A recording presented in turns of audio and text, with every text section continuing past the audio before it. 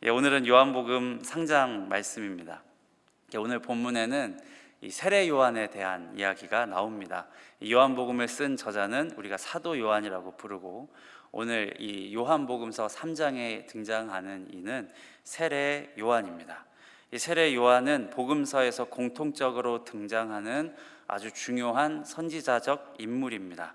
오늘 말씀에서 보신 것처럼 세례 요한에게도 제자들이 있었습니다. 예수님에게 제자들이 있었던 것과 같이 세례 요한에게도 제자들이 있었어요. 스승과 제자 관계였던 겁니다. 그런데 세례 요한을 중심으로 어떤 제도화된 이 학위를 수여하는 학교가 존재했던 것이 아니었죠. 세례 요한은 광야에서 세례를 베풀며 회개 운동을 했던 선지자였습니다. 회개하라, 천국이 가까웠느니라 라고 선포하면서 회개의 세례를 전했습니다. 그래서 제자들은 세례 요한의 이 가르침에 순복하면서 요한이 전하는 심판과 회개의 메시지를 따랐습니다. 제자들이 세례 요한을 통해서 하나님의 뜻과 말씀을 배우고 받은 거죠. 이 믿음의 공동체였던 겁니다. 그래서 이렇게 보면 요한의 제자들도 자기 뜻을 따라서 자기 꿈을 쫓아서 살았던 각자 개인의 삶을 뒤로하고 이 세례 요한을 쫓아서 광야로 나온 거죠. 제가 나이가 젊은 편이라고는 하지만 40살입니다. 우리 성도님들께야 아유 돌도 씹어먹을 나이야 이러시겠지만 어디 가면 이제 아저씨 취급을 받아요. 세례 요한은 예수님보다 6개월 먼저 태어나셨다는 이 성경의 기록을 생각해 보면, 이 요한이 욕에 갇히고 죽임을 당했을 때 나이가 30대 초중반 정도의 나이였을 것으로 보여지거든요. 우리가 예수님이 30살 때부터 공생애를 시작하셔서 3년의 공생애를 마치시고 십자가에 못 박혀 죽으셨다 이렇게 고백을 하는 것처럼, 세례 요한이 예수님보다 생일이 6개월 빨랐다라고 생각을 하면 34살, 35살 정도의 죽임을 당했던 것이죠. 성도님들께서는 이렇게 30살 조금 넘은 젊은 선지자가 있다면 따르시겠습니까? 저는 개인적으로 한 33살 선생님은 의사 선생님 빼고는 말을 잘 안 들을 것 같아요. 이 선지자라고 해도 너무 젊은 거죠. 근데 제자들도 생각해 보시면 사실 세례 요한보다 나이가 많이 있는 제자들은 많지 않았을 겁니다. 아마 대개 요한보다 손 아랫 사람들이 더 많았을 것입니다. 젊은 제자들, 또 육체적인 힘도 정욕도 왕성할 20대 나이에 그 모든 정욕과 자기 힘을 누르고 광야로 나가서 세례 요한을 쫓아 금욕적인 삶을 살고 있었습니다. 유대 지역의 가장 유명한 선지자 세례 요한의 제자들이라는 자부심도 있었겠죠. 이 요한의 제자들에게는 이런 자부심이 있었다라고 하는 흔적이 성경 곳곳에 사실 드러나 있습니다. 근데 우리도 사실 이런 자부심 같은 게 없다고 할 수 없죠. 교회의 규모나 유명세에 따라서 나도 뭔가 내가 그 교회 교인이다, 내가 그 교회 사역자다 하면 나도 모르게 드는 우리 교회를 향한 자부심이 생기기도 하고요. 또 반면에 열등감이 생기기도 합니다. 이 요한의 제자들도 마찬가지였을 겁니다. 자신의 젊음을 바치고 아주 고결한 마음을 품고 뜻을 품고 세례 요한을 쫓아 광야로 가서 금욕적인 생활을 했지만, 요한의 제자들에게도 우리 스승님 이 세례 요한이 유대 지역에서 가장 유명한 선지자다, 구약에서 예언한 그 엘리야와 같은 선지자이시다라고 하는 자부심도 있었을 거라고 생각해 볼 수 있습니다. 그리고 우리가 잘 알고 있는 것처럼 예수님께서도 이 요한에게 세례를 받았습니다. 그래서 요한은 사람들에게 세례를 베풀고 회개의 세례를 전하기 시작한 거예요. 그래서 이를 부를 때 우리가 세례 요한이다 라고 부르는 겁니다. 세례를 베푸는 요한이라는 것이죠. 22절과 23절입니다. 그 후에 예수께서 제자들과 유대 땅으로 가서 거기 함께 유하시며 세례를 베푸시더라. 요한도 살렘 가까운 에논에서 세례를 베푸니 거기 물이 많음이라. 그러므로 사람들이 와서 세례를 받더라.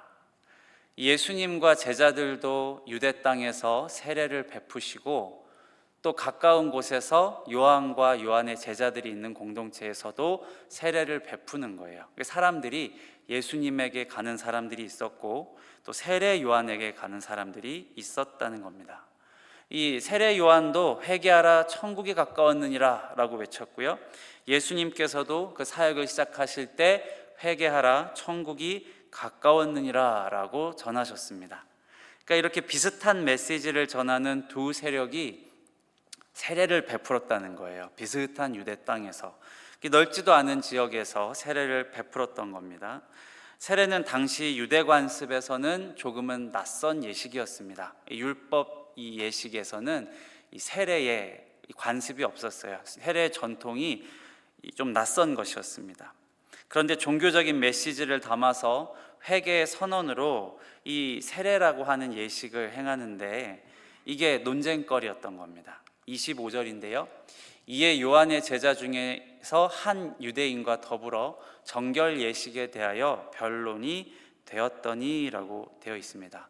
요한의 제자들 가운데에서 한 유대인으로 말미암아 정결 예식에 대한 변론이 일어났다라고 이야기를 하고 있습니다.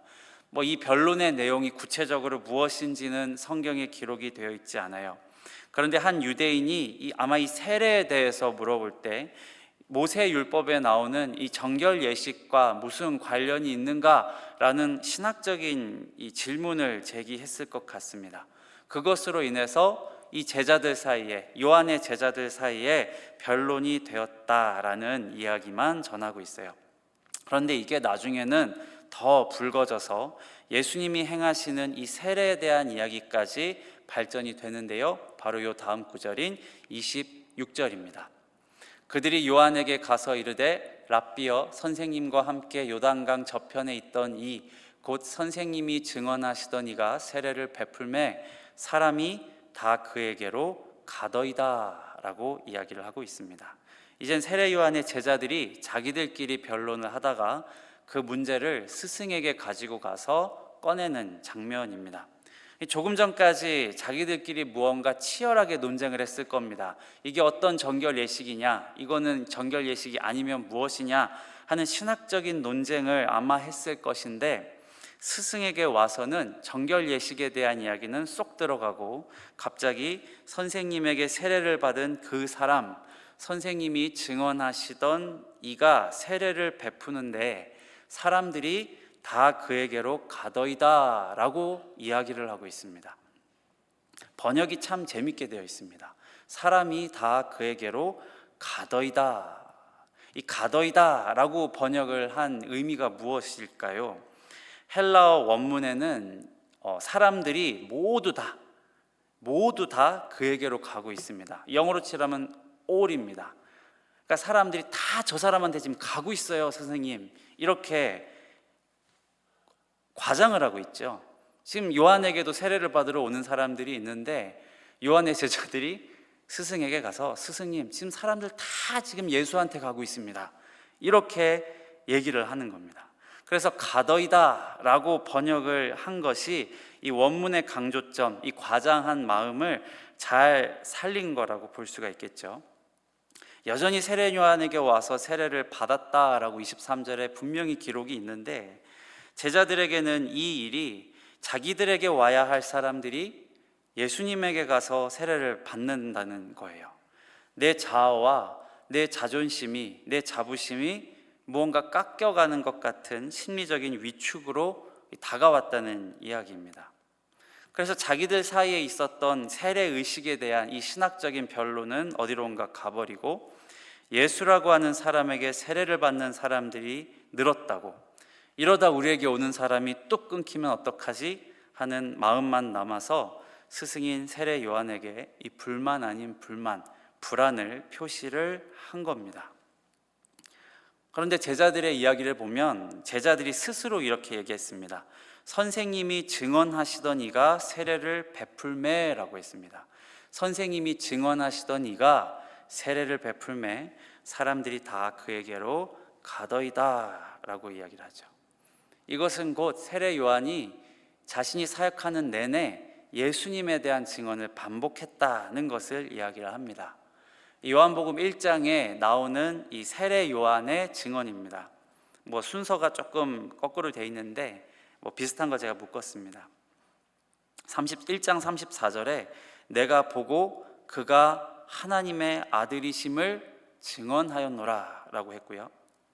29절과 36절에는 세례 요한이 두 번이나 예수님을 보면서 이렇게 얘기를 합니다. 보라, 세상 죄를 지고 가는 하나님의 어린 양이로다. 보라, 하나님의 어린 양이로다. 이렇게 세례 요한은 감추지도 않고 제자들이 있거나 없거나 예수께서 하나님의 아들이시고 세상 죄를 지고 가시는 하나님의 어린 양이시라는 것을 증언을 했습니다. 제자들도 예수님에 대해서 알기를 스승님께서 항상 증언하시던 그 이다는 것을 알고 있었어요. 심지어 세례 요한은 예수님을 향해서 뭐라고 표현했나요? 내가 그의 신발끈을 풀기도 감당할 수 없다라고 이야기를 했습니다. 제자들도 잘 알고 있습니다. 저 예수라는 사람이 우리 스승님이 증언하시던 우리 스승님이 내가 그 신발끈을 묶을 수도 없다, 그 정도로 위대한 분이다 라고 표현한 이라고 한 것을 잘 들어서 알고 있었습니다. 근데 제자들이 인정을 못하는 거예요. 우리 선생님이 최고야. 그런데 갑자기 다른 이가 나타나서 우리가 하던 일이랑 똑같이 하면서 우리에게 올 사람들을 빼앗아가네 한 겁니다. 사람들이 예수님께 가서 세례를 받는다는 건 사실 세례 요한이 했던 그 사역이 합당한 열매를 맺고 있다는 것을 의미하지 않습니까? 세례 요한은 예수님께서 오실 길을 앞서서 곧게 하라고 광야에서 외치는 자의 소리로 사는 것이 자신의 의미이며 자신의 사명이라고 이야기를 했습니다. 세례 요한이 제자들에게 어떤 비전을 약속한 것도 없을 겁니다. 광야에서 그저 회개하라 회개하라 전하고 예수님이 오실 것, 하나님이 그 그리스도를 보내실 것을 가르치고 또 가르쳤을 겁니다. 내가 잘 될 거라는 이야기도 없었고 요한을 따르는 제자들이 잘 될 거라는 것도 없었을 겁니다. 자기를 따르는 제자들에게 내가 너희를 끝까지 책임지겠다라는 그런 미래를 책임지는 말도 없었을 겁니다. 30을 막 넘긴 그 젊은 선지자가 자신의 모든 인생을 광야에 서서 외치는 소리로서 예수를 증언하는 것, 내 뒤에 오실 예수님의 길을 닦아놓는 그저 들러리의 역할을 감당하는 것 하나만을 사명 삼아서 살고 있었던 겁니다. 그런데 그런 세례 요한에게 제자들이 와서 조금 이게 속된 말이지만 우리 손님들 지금 뺏기고 있잖아요. 이런 식으로 얘기를 한다고 볼 수 있는 겁니다. 27절부터가 요한의 대답입니다. 27절과 28절인데요. 요한이 대답하여 이르되 만일 하늘에서 주신 바 아니면 사람이 아무것도 받을 수 없느니라. 내가 말한 바 나는 그리스도가 아니요 그의 앞에 보내심을 받은 자라고 한 것을 증언할 자는 너희니라 라고 이야기를 합니다. 이 세례 요한의 사명이 무엇이냐? 세례 요한의 제자들의 사명이 무엇이냐? 세례 요한이 가르침이 무엇이냐? 다시 되새겨주는 거예요. 죄 사함의 은혜, 그 은혜와 진리가 충만하여서 우리에게 나타나신 곧 오실 하나님의 독생자 예수를 증언하는 증인으로 사는 게 우리의 사명이고 그게 너희의 사명이다 라고 이야기를 하는 겁니다. 그래서 세례 요한도 이 제자들에게 지금 일관되게 얘기하고 있는 것이 증인으로 살아라는 겁니다.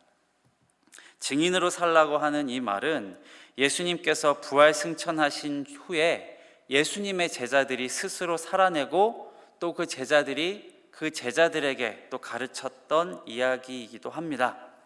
구원을 베푸시는 주 예수를 증언하는 증인으로 사는 거, 그거면 된다 라고 이야기를 합니다. 이 제자들의 마음이 사실은 복음서에 기록은 안 돼 있지만 생각을 한번 해봤습니다. 서운하지 않았겠습니까? 스승님을 쫓으면서 이 광야에서의 시간을 보내고 우리 젊은 모든 날들을 버리고 끓어오르는 정욕을 눌러가면서 금욕하고 금식했던 그 광야에서의 시간이 도대체 우리에게 득이 될 게 뭡니까? 하는 마음이 부분적으로나마 있었을 겁니다. 일종의 보상심리였겠죠. 저 예수라 하는 이에게 사람들이 다 가서 지금 세례를 받고 있는데 유대 지방에서 제일 큰 선지자 세력인 우리가 조금씩 위축되고 있습니다. 위기감이 없으십니까? 하는 그 마음으로 그에게로 다 가더이다 라고 한 게 아닐까 생각을 해보았습니다. 어쩌면 세례 요한을 따르던 이 제자 중에 일부는 자기도 세례 요한 같은 고결한 스승이 되기를 꿈꾸었을 수도 있습니다. 나도 저렇게 멋있게 광야에서 외치는 이 선지자의 소리가 되고 싶다 하는 마음으로 요한을 따랐을 수도 있고요.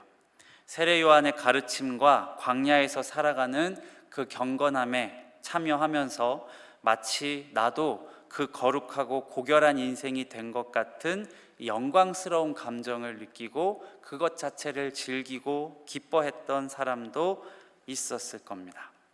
그러니까 그런 마음에 잘 나가는 우리 공동체 옆에서 우리랑 비슷한 메시지를 전하고 우리랑 비슷한 세례를 베푸는데 거기에 지금 사람들이 더 많이 가더라, 이거 위기 아닌가 하는 그런 마음이 든 겁니다. 제가 신학대학원 3학년 때, 한국에서는 신학교가 MDB가 3년 과정인데 3학년이 이제 졸업 학년입니다. 그래서 마지막 학기 가을에 학기를 듣는데 구약학 교수님이 초빙 교수님으로 계셨습니다. 근데 그 교수님께서 저희 학교에 강의를 오시면서 또 동시에 이 개척교회를 하고 계셨거든요. 신학교에서는 보통은 일주일 내내 이 월요일부터 금요일까지 기숙사 생활을 하고 공부하고 수업 듣고 하다가 금요일에 각자 집으로 또 사역지로 이렇게 흩어집니다. 금요일 오전 강의였어요. 항상 그 구약 신학이. 그 하루는 교수님께서 이제 집으로 가려고 가방을 이따만큼 싸들고 강의실에 앉아있는 신학생들에게 숙제를 내주셨습니다. 오늘 집으로 가는 길에, 이제 강의 끝나고 집으로 가는 길에 한번 이렇게 가정을 해보라는 겁니다. 이제 3학년이지 않습니까? 이제 졸업하고 뭐 먹고 살 거냐는 거예요. 그래서 개척을 내가 하려고 하는데 어디다 하면 좋을까 한번 생각을 해봐라. 가정을 하고 집으로 사역지로 한번 가보라고 하셨습니다. 그래서 가는 길에 작은 교회들은 몇 개나 있는지, 또 내가 어디다가 이 교회를 세우면 될지 한번 생각해 보라고 하셨어요. 대부분 전도사님들, 이 사역자들이, 그 신학생들이 대부분은 이미 잘 조직된 교회에서, 작은 교회라도 성도님들이 모이셔서 같이 예배를 드리는 그 교회에서 부교육자로 사역을 하고 있어서 사실 그런 거를 느낄 일이 별로 없는데, 교수님께서 그때 개척을 한번 해본다는 마음으로, 내가 학교 졸업하면 개척을 한다는 마음으로 한번 살피면서 가봐라, 그리고 다음 주에 한번 얘기를 해달라, 이렇게 얘기를 하셨어요. 그렇게 금요일에 강의를 마치고 학교에서 집으로 가는 길에, 제가 그때 강동구 천호동에서 살고 있었거든요. 저희 집을 가려면 천호 시장을 이렇게 지나서 주택가로 들어가야 했습니다. 이 시장이 있는 곳이니까 오가는 사람들이 많고 또 시장으로 가는 그 차들도 많고 그 양쪽에는 건물들도 다 5층짜리 이 상가 건물들이 많았습니다. 근데 버스를 타고 이 천호시장으로 가는 그 길에 이렇게 건물들을 보면서 이 교수님 숙제 생각하면서 교회를 살피면서 가고 있었어요. 그런데 교회가 너무 많았습니다. 얼마나 많냐면 지금도 제가 기억하기로 버스로 가는 그 길에 건물이 계속 서 있잖아요. 5층짜리 건물이 서 있으면 건물 2개 중에 하나에는 꼭 교회 간판이 있었습니다. 여기에도 교회가 있고 여기에도 교회가 있어요. 고개를 돌리고 눈 닫는 모든 곳마다 십자가와 교회 간판이 있었습니다. 또 5층짜리, 6층짜리 좀 높은 건물이다 하면 2층엔 장로교회, 4층엔 순복음교회, 뭐 이렇게 있는 교회 간판이 있고요. 서울의 교회가 그렇게 많은지 그날 처음 알았습니다. 사실 살아가면서 동네에 한두 개 있는 큰 교회 건물만 우리가 교회라고 생각을 했지, 뭐 개척교회는 살피고 봐야 보지 안 살피면 잘 모르거든요. 근데 그날따라 내가 개척을 해야 한다, 내가 어디에다가 개척을 해야 할까라고 생각을 하면서 보니까 그렇게 교회가 많은 줄 몰랐습니다. 신학 공부 3년 차에 이제 졸업학년이 됐잖아요. 그날 집에 금요일에 가서 무거운 마음으로 방석에 엎드려서 기도를 하는데 막 울음이 나오는 거예요. 하나님, 이거 못할 것 같습니다. 이렇게 기도를 했습니다. 제가 공부하던 신학교가, 그래 지금도 한국에서는 제일 큰 신학교 중에 하나였거든요.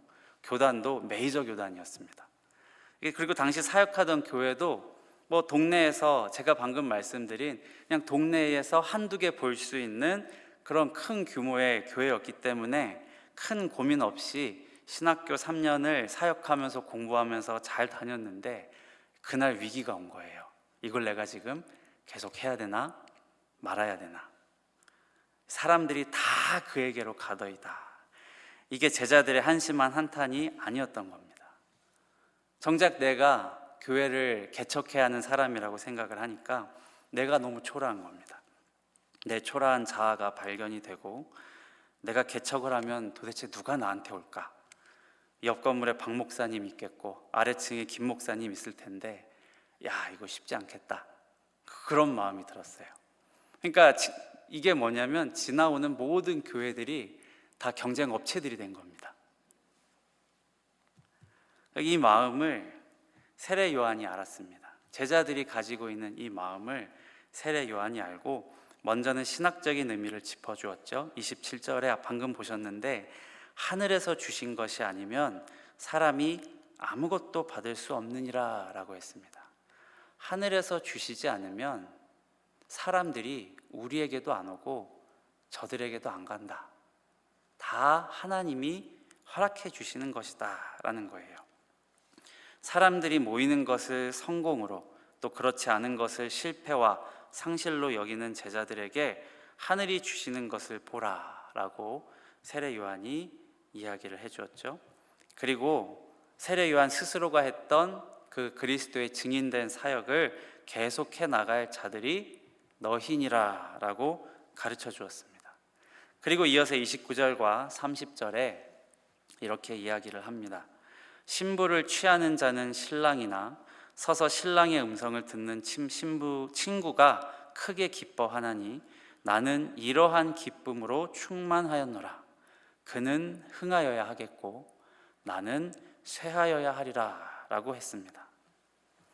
이 땅에서 선지자라 칭송받으면서 이 땅에 다시 내려온 엘리야다 라는 소리까지 들으면서 많은 제자들이 따르던 세례 요한의 기쁨은 자신의 가르침과 세례에 목말라 하면서 구름대처럼 모인 사람들이 아니었고, 신랑의 음성을 듣는 결혼식에 참석한 하객의 기쁨이었다고 말을 합니다.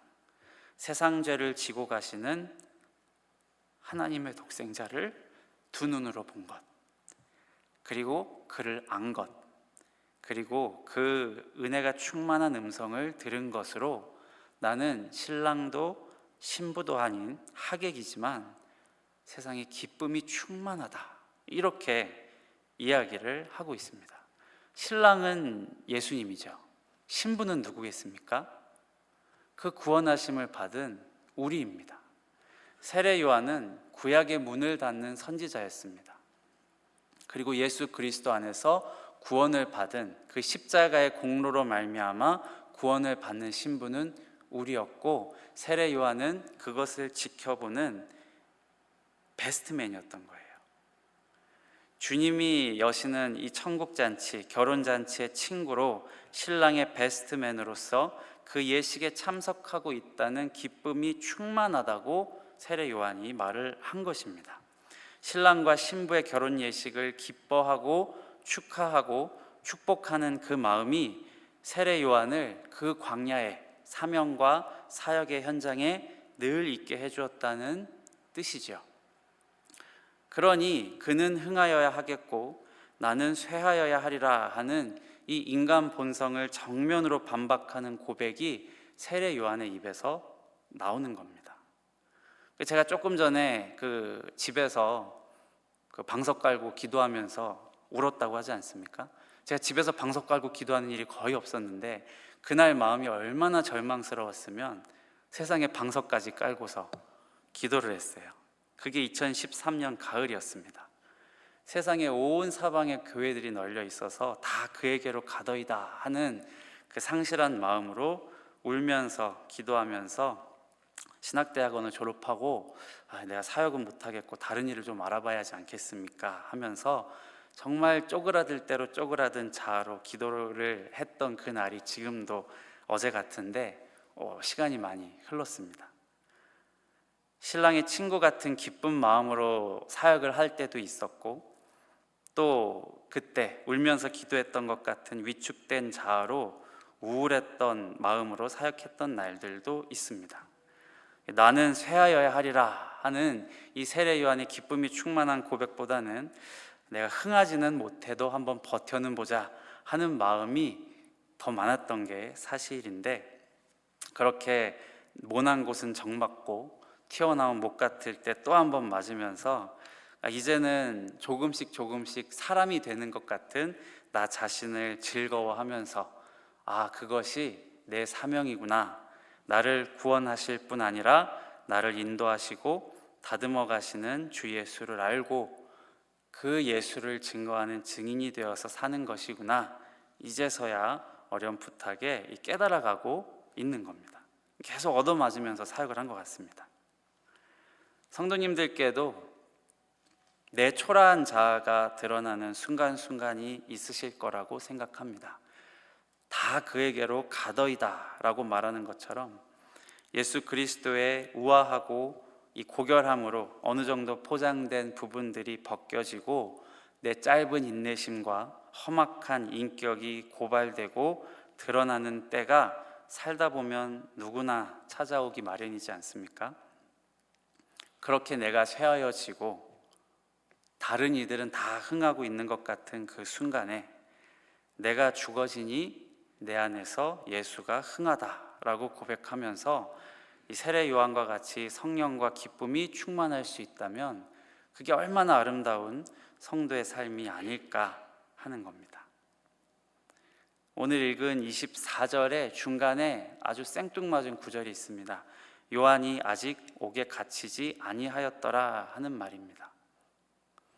요한은 자신의 끝이 어때야 할 줄도 아마 알았을 겁니다. 그리고 아직 옥에 갇히지 아니하였더라는 거예요.